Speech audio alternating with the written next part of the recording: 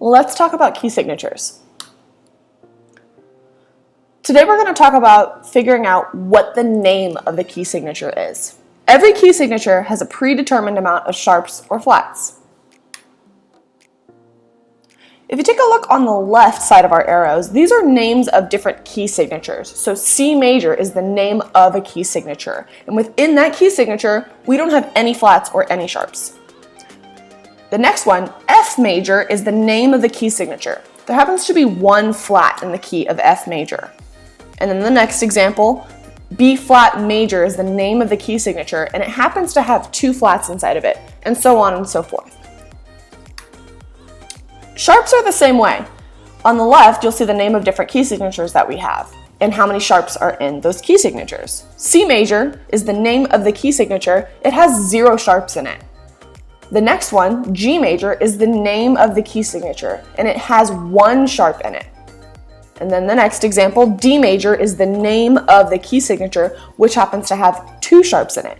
It can be kind of tricky to try to remember the name of the key signature based off of how many sharps or flats are in there, so we have some tricks that you can use. Let's talk about flats first. So for flats, we want to think flats fall back. Here's some examples. In our first step, we want to identify what the last flat in the key signature is. So if you look all the way to the right, the furthest one to the right, that's the last flat in the key signature. In this case, the last flat is an A flat. We're going to need to remember that.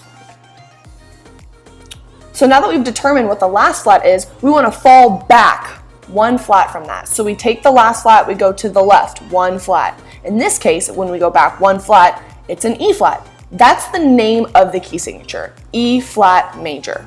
Let's try another example. So our blue arrow points to the last flat in the key signature, which happens to be a G flat in this case. Then when we fall back 1 to the left, we see a D flat. The D flat is the name of the key, D flat major. Let's try another example. In this example, you can see that the E flat is the furthest to the right.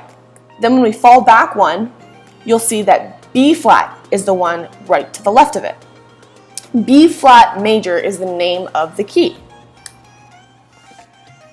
Now for this one, there isn't a flat to fall back to because there's just 1 flat in the key signature. So you just need to remember that when there's only 1 flat in the key signature, that the key is F major.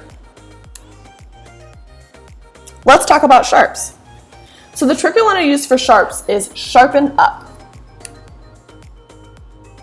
So in this first example, we want to identify the last sharp in the key signature. That's the sharp that's furthest to the right. In this case, it's C sharp, and C sharp happens to be on a space, not a line. So on the left, we're pointing to the C sharp with those blue arrows because we've identified what the last sharp in the key signature is. Then we want to go up 1 line. C sharp is on a space, so we want to go up to the next line to identify the key. In this case, when you go up 1 line from C sharp, we get to a D. D major is the name of the key. When the last sharp is on a space, we go to the line right above it. However, when the last sharp is on a line, we go to the space right above it. If you look on the left, the blue arrows point to the last sharp, which happens to be a D sharp. D sits on a line. So when we go to the space right above that, we get to an E. You'll see that on the right by the red arrows. E major is the name of the key.